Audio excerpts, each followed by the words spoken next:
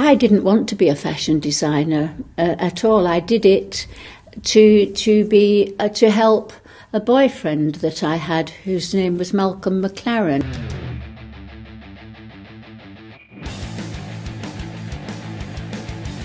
You look so bloody boring, I cannot believe it. I really want to attack what I think is corrupting the youth.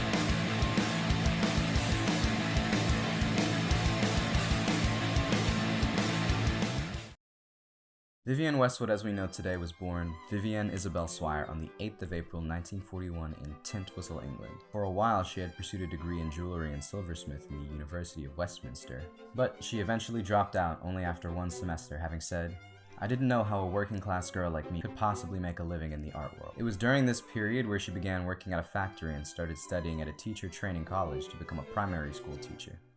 At the same time she was selling jewellery she made herself on Portobello Road. She then met her future husband, Derek Westwood, a Hoover factory apprentice in 1962, and they got married shortly after. The marriage lasted up until 1965, but she had decided to keep his last name, a testament to the good character of Derek. Vivienne would soon meet a man named Malcolm McLaren, and their partnership would be the beginning of Vivienne's very long and illustrious career. By 1971, Vivienne and Malcolm had opened up their first boutique named Let It Rock, where they made teddy boy style clothing. This didn't last very long because the very next year, Vivienne's tastes had changed from the teddy boy fashion to zippers and biker clothing, and Let It Rock had been rebranded to Too Fast to Live, Too Young to Die. Come 1974, after being prosecuted by the 1959 Obscene Publications Act for producing clothing deemed too outlandish and obscene for British society, Vivienne and Malcolm responded with yet another rebrand. Their iconic store, Sex.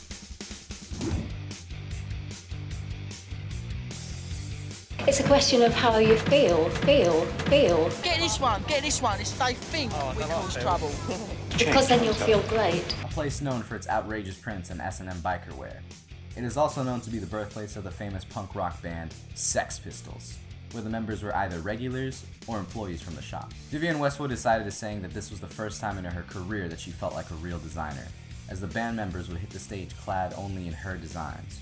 In 1976, the store would once again rebrand to Seditionaries and would reflect the surging popularity of punk and the Pistols. But the eventual implosion of the Sex Pistols and punk hitting the mainstream had left Vivienne uninspired. She felt it was necessary to take a departure from the reins of punk and draw inspiration from something entirely different.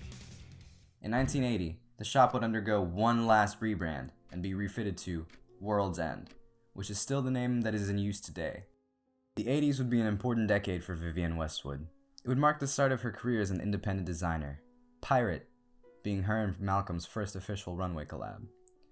Her research for this collection was historical, and from what I've read, she has said that her inspirations had shifted from the street and punk and to a more historical approach, citing 17th and 18th century art as some of the main drives. Malcolm and Vivienne would end their partnership in 1984 after their final collection together titled Witches, which featured a collaboration with Keith Haring and an appearance by Madonna. This era would be full of legendary collections, like her mini-crini collection, where the famous rocking horse shoes would be unveiled for the first time. This period was yet again aided by the music scene and fashion of the time, this time being the New Romantics.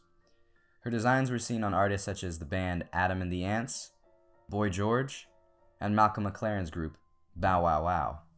In 1985, after her split with Malcolm McLaren, Vivienne Westwood would close World's End for a year and take a break in Italy, where fellow designer Elio Fiorucci would lend her studio to work in. From what I've gathered, Vivienne wanted to approach a new collection with a touch of tradition mixed with futurism. She has said that she had wanted to make a garment that King Charles would wear in his spare time, so she experimented with a bunch of traditional insignia signs and she ended up with this British royal orb with a satellite ring around it like Saturn. There was confusion at the time because it looked so similar to the Harris Tweed logo, but there was no malice between the two parties. In fact, Harris Tweed appreciated the gesture, and having had their fortunes revived by Vivienne, there was no worry.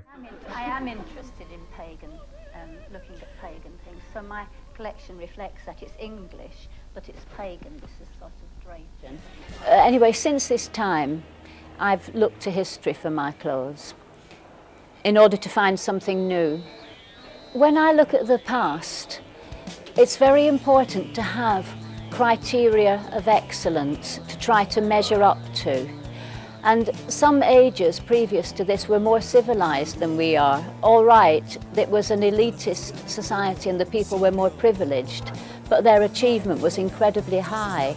And I think it's ridiculous to throw that away and say, now we live in the machine age and these things aren't important. If we cut those links, then you cut the links first of all with technique, because you find a way, I find a way looking at those things, to put those things into mass manufacture in a way. The 90s were an explosive time period for Vivienne Westwood. She dived deeper into her historical inspirations, and most models came to the runway à la française with white painted faces and elegant historical styled garments. Some of her most iconic moments would be from this era: 1993's Anglomania collection, On Liberty in 1994, Vive la Cocotte in 1995, and Storm in a Teacup in 1996. We're going to the Shell building on the South Bank because we wish to persuade Shell to stop their operations in the Arctic. But particularly, we are there to protest the arrest of peaceful protesters.